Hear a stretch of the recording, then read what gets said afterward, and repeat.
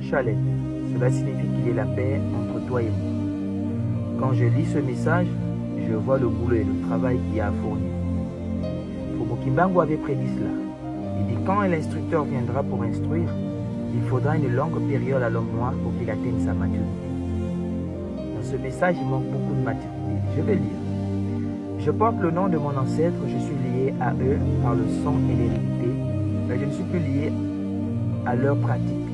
Maintenant, je crois que leurs pratiques ont montré leurs limites.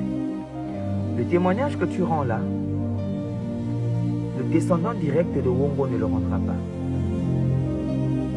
Tu connais Wongo, le guerrier de l'Astouri? Je sais ce qu'il a fait. Vos livres d'histoire n'en parlent pas. C'est pourquoi tu manques de maturité. Le Wongo, le guerrier de l'Astouri, il a combattu avec la nature. C'est-à-dire ses armes, c'était la nature. Tu le vois ici, il disparaît, il apparaît dans l'arbre, en haut. Tu tires, c'est la fumée, il disparaît encore.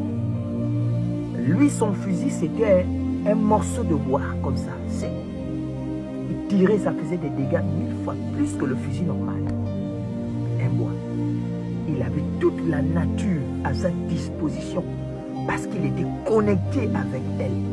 Pas quand vous êtes déconnecté par le baptême en Jésus-Christ, où vous êtes devenu incapable de manifester le potentiel même de l'ancêtre. Maintenant, toi, ton problème, je le comprends. Le problème, c'est que tu fais la confusion entre la mémoire existentielle laissée par un défunt et l'ancêtre.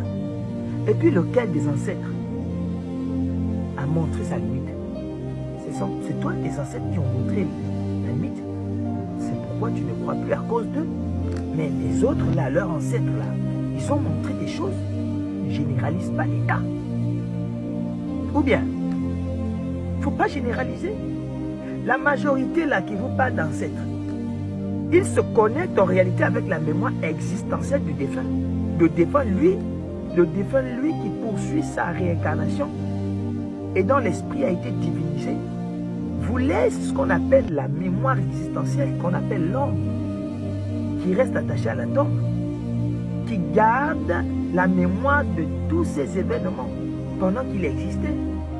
C'est avec cette mémoire-là que les gens se connectent. Et c'est même là qu'est né le culte des ancêtres. Maintenant, si c'est à ça que tu définis le potentiel même d'un ancêtre, tu n'es pas donc allé loin.